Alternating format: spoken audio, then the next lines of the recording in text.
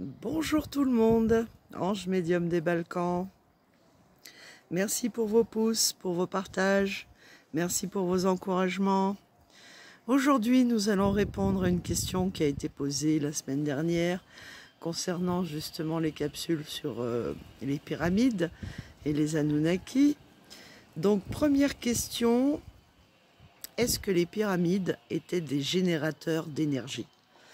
Donc, on va prendre, qu'est-ce qu'on va prendre? On va prendre l'oracle égyptien, hein, puisqu'il il se prête bien à la question posée concernant les pyramides. Je mets les cartes les unes avec les autres, parce qu'il y a du vent et que j'ai pas envie qu'elles s'envolent. Sinon, après, si elle tombe dans le bougainvillier, je suis mal, hein, je vous le dis. Je pourrais pas aller la chercher, la carte manquante. Donc nous allons baisser un petit peu la caméra pour que vous puissiez voir le tirage correctement. On va tourner un petit peu plus le trépied par là. Et on va poser la question, est-ce que justement les pyramides étaient des générateurs d'énergie? Parce que si c'était le cas, eh bien ça voudrait dire qu'ils avaient l'électricité, n'est-ce pas? Allez, c'est parti.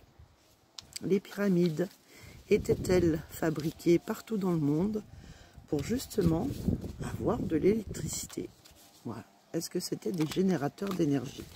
Voilà, on a déjà avec les danseuses la réponse à notre question, puisque c'était la fête, c'était la joie, les réjouissances. Et on pourrait presque dire que c'est oui. Mais allez, on va quand même faire le tirage en croix, sinon ça s'arrêterait. La capsule s'arrêterait à 1 minute 59. Alors, les pyramides étaient-elles construites pour justement être des générateurs d'énergie? Nous avons vu aussi qu'il y avait des chercheurs qui s'étaient rendus compte que à certains endroits de la pyramide, ça émettait toujours et encore beaucoup d'énergie. Donc, est-ce que les pyramides étaient des générateurs pour avoir de l'énergie? Allez, c'est parti. Les pyramides étaient-elles construites en tant que générateurs pour avoir de l'énergie et donc de l'électricité? Alors ici, ici nous avons avec Cléopâtre, c'était immédiat, c'était rapide. Et c'est presque, encore une fois, oui, oui et oui. En face, c'était pour transformer le négatif en positif avec l'amulette. Et puis c'était partout sur Terre, aux 4 coins de la planète, j'ai envie de dire. D'accord ? Et puis ici, nous avons la réussite avec les moissons, l'abondance. Donc c'était vraiment pour une certaine abondance. Hein. Et donc forcément, l'abondance dans tout, on va dire, dans tout ce qui a besoin d'énergie, hein, justement, pour avoir l'électricité, la lumière. Avec Bastet, eh bien tout le monde avait accès à cette énergie-là, toutes les familles. Et puis ici, avec Nout, eh bien c'est encore une fois une réponse hyper positive, puisque c'est tout le monde avait accès à cette énergie et tout le monde avait la possibilité de s'éclairer, de se chauffer, pourquoi pas. Hein. Donc la réponse est oui, et ça a été un oui immédiat. Et voilà, c'est bien ce que je redoutais justement. Je vais aller chercher mes cartes qui se sont envolées, n'est-ce pas? Avec le vent.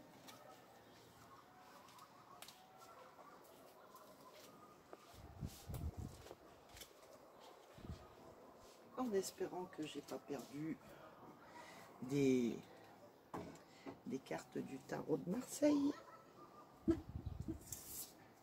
Parce qu'elles sont tellement petites qu'il est difficile de voir si j'en ai perdu ou pas. Il m'en reste encore une par là. Je m'excuse, hein, mais voilà. J'avais pas envie de rester enfermée par ce beau soleil et cette belle journée, mais il y a du vent. C'est vrai qu'à l'automne, il y a beaucoup plus de vent que en été. Apparemment, je n'ai pas perdu d'autres cartes. Allez, on va poser une autre question qui m'a aussi été posée. Alors, d'après la tribu Hopi,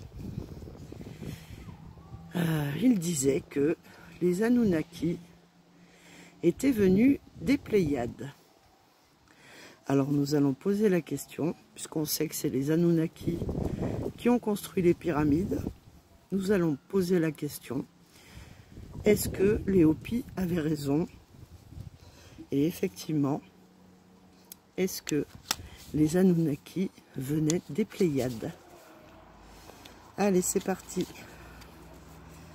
Alors, je bougeais un petit peu la caméra. Alors, le peuple Hopi a-t-il raison lorsqu'il nous dit que les Anunnaki étaient venus des Pléiades?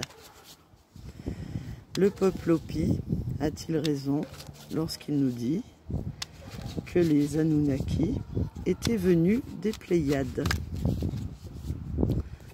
C'est parti. Alors, je vais mettre le petit jeu ailleurs. Voilà, pour pas qu'il s'envole. C'est parti, on commence. Les Anunnaki venaient-ils des Pléiades? Les Anunnaki venaient-ils des Pléiades? Alors, je vais bouger un petit peu pour que vous ayez plus accès. Et cette fois-ci, je vais faire attention que ça ne s'envole pas. Les Anunnaki venaient-ils des Pléiades? Ici, avec l'amulette, eh bien, ils étaient venus sur Terre pour transformer quelque chose qui était négatif en positif. Mais venaient-ils des Pléiades, comme le disent les Hopis?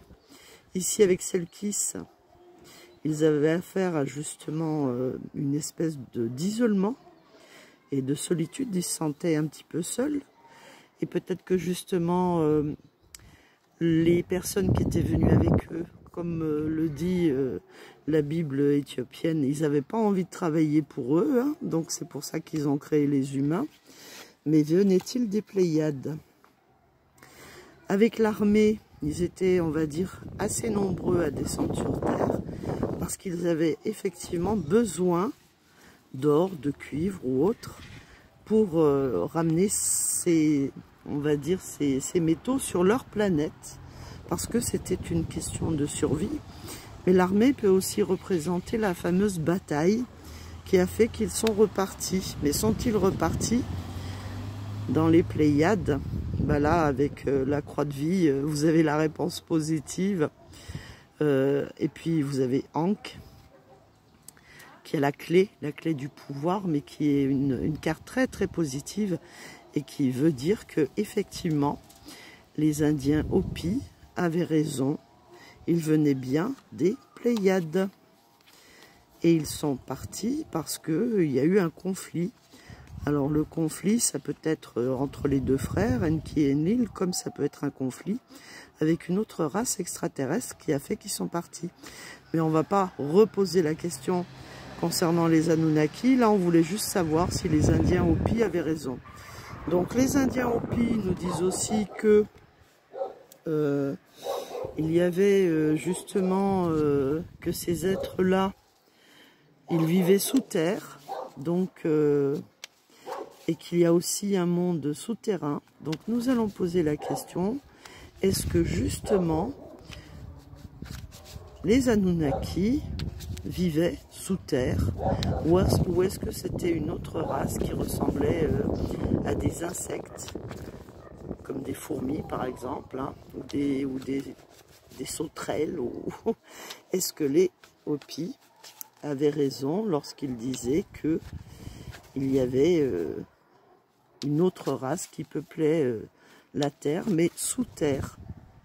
Donc on va poser la question déjà pour voir si c'était les Anunnaki qui vivaient sous terre et s'ils sont restés sous terre, parce que peut-être qu'il y en a qui ne sont pas repartis. Donc les Anunnaki, pour certains qui ne sont pas partis, sont-ils restés sous terre, vivre sous terre? Allez, c'est parti. Les Anunnaki sont-ils restés vivre sous terre? Échec à cause du combat, d'accord. Ils avaient perdu la guerre, on le sait. À cause de justement d'une autre... à cause aussi des humains, hein, parce que justement, peut-être qu'ils s'accouplaient avec les humains, ça n'a pas plu. Ok. Il s'est passé quelque chose de très négatif, un imprévu. Mais est-ce qu'ils vivaient sous terre? Est-ce qu'il y en a qui sont restés sous terre? Avec la barque, non. Ils sont partis. Donc on sait que ce n'est pas les Anunnaki qui vivaient sous terre. Et on nous dit qu'ils sont repartis avec la barque.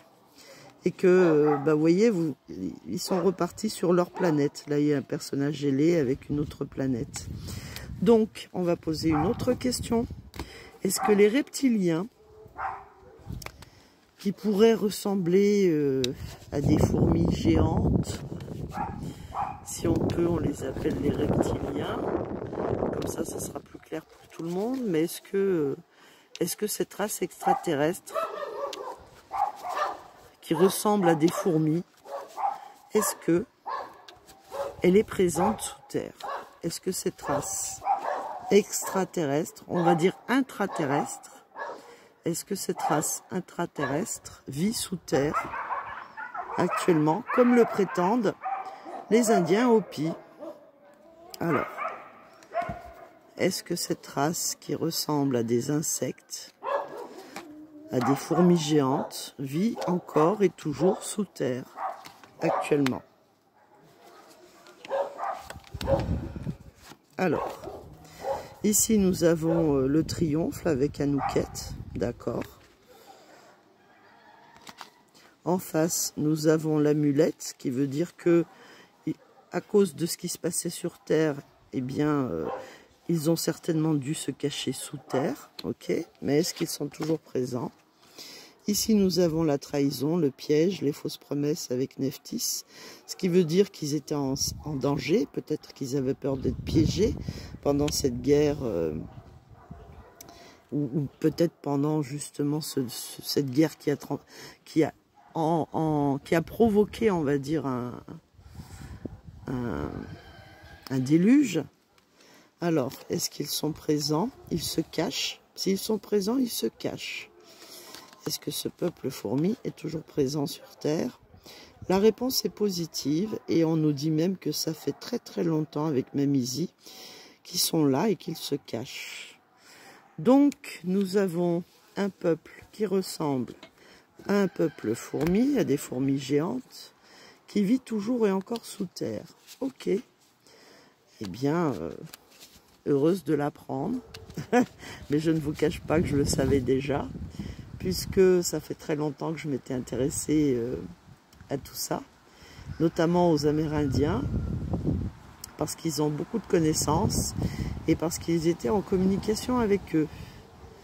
Donc ma dernière question sur cette capsule va être: est-ce que justement les Anunnaki qui viennent des Pléiades ont-ils l'intention de revenir sur Terre? Ont-ils l'intention de revenir sur Terre dans les années à venir? Et ce sera la dernière question. Ont-ils l'intention de revenir sur Terre? Allez, c'est parti. Les Anunnaki qui viennent des Pléiades ont-ils l'intention de revenir sur Terre?